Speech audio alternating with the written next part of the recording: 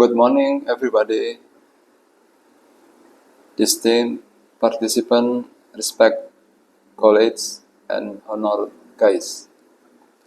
Today, I will present theoretical and practical analysis of maritime zones under the United Nations Convention on the Law of the Sea, commonly known as UNCLOS 1982, and discuss how this legal framework shapes states' authority, particularly in the context of Indonesia as an archipelagic state. UNCLOS represents one of the most comprehensive legal regime governing the world oceans. It established not only special division of maritime zone, but also a structure distribution of authority, right, and obligation among states. In essence, the convention transformed the ocean from a largely unregulated space into a legally defined system of zones, each with specific jurisdictionally implication. Now, from a theoretical perspective, UNCLOS introduced what scholars refer to as a layered sovereignty framework. This means that state authority over maritime space is not absolute or uniform but varies depending on the assigned maritime zone. These layers include full sovereignty, sovereign right, and functional jurisdiction, each reflecting a balance between national interests and global commons. Let us begin with the theoretical.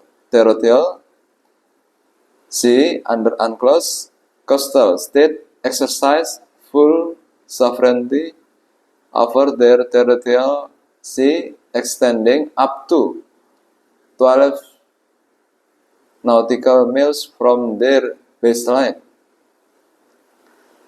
This sovereignty includes control over the water column,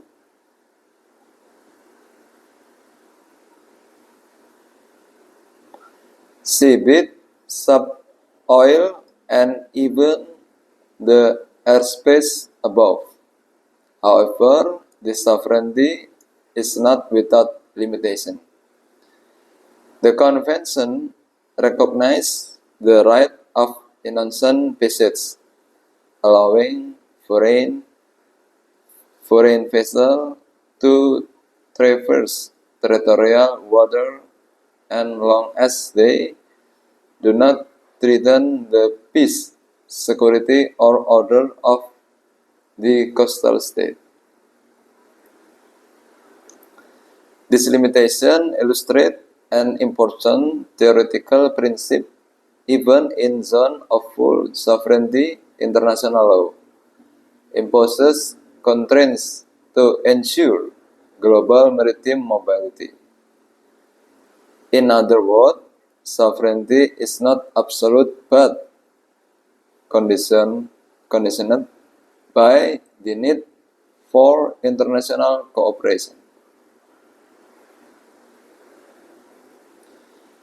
Beyond the territorial sea limits, the contiguous zone extending up to 24 nautical miles. In this zone, the coastal state does not possess full sovereignty but has limited enforcement jurisdiction, especially it may prevent and punish infringement related to customs, fiscal, immigration, and sanitary laws. This reflects a shift from sovereignty to functional control where authority is tied to specific regulatory purpose rather than territorial dominance. The next and perhaps most significant innovation of UNCLOS is the exclusive economic zone or EEZ, which extend up to 200 nautical miles from the baseline. In this zone, the coastal state has sovereign right for the purpose exploring, exploiting, conserving, and managing natural resource, both living and non-living. However, unlike the territorial sea, the EEZ remains open to international navigation and overflight.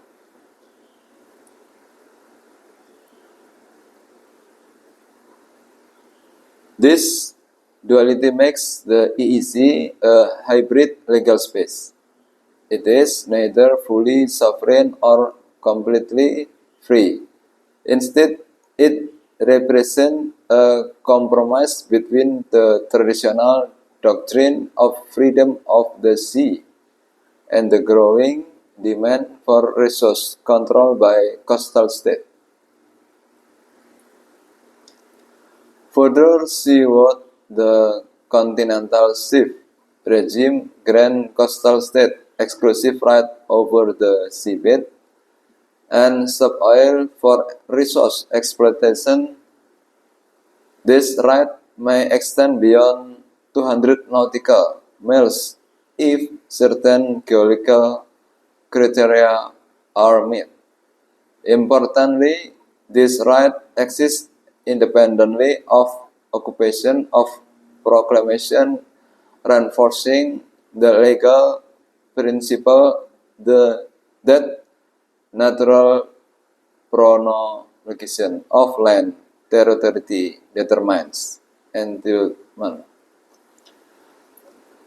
Taken together, this maritime zone illustrates a fundamental shift in international law. Instead of a binary distinction between territorial water and the high seas, UNCLOS established a nuanced system of differentiated authority. This system reflects what legal scholars describe as functional jurisdiction, where the scope of state authority depends on the purpose and nature of the activity being regulated. Now, let us turn to Indonesia as one of world's largest archipelagic states. Indonesia occupies a unique position under UNCLOS. The convention formally recognized the concept of the archipelagic state, allowing Indonesia to draw straight baseline connecting its outermost island. This recognition is crucial as it transforms previously fragmented maritime space into a united nationally territory. Through this framework, Indonesia exercises sovereignty over its archipelagic water, reinforcing national integration and territorial integrity. However, this recognition also comes with obligation. Indonesia must allow archipelagic sea lanes passage, ensuring that international navigation routes remain open. Again, we see the balance between sovereignty and international responsibility. Indonesia gains legal recognition of its maritime unity, but it must also contributed to the global maritime system. Despite this strong legal foundation, practical challenges remain. One of the most pressing issues is the gap between legal authority and enforcement capacity. While UNCLOS grants right and jurisdiction, it does not guarantee the ability to enforce them. In Indonesia, case challenges include illegal fishing, maritime boundary dispute, overlapping institutional mandates, and limited surveillance capability. These issues highlight a key limitation of international law. Effective depends on national implementation.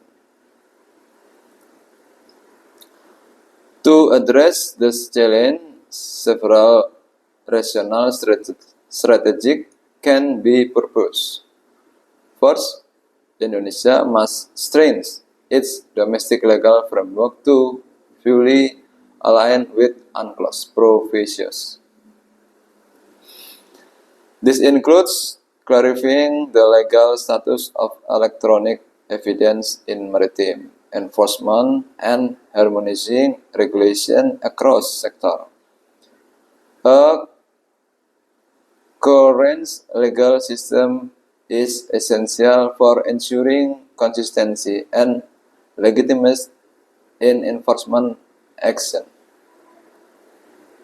Second, technological integration is crucial. The use of satellite monitoring system, automatic identification system, and maritime domain awareness platform can significantly enhance surveillance and enforcement capacity. In the digital era, governance is increasingly data-driven and maritime security is now expectation.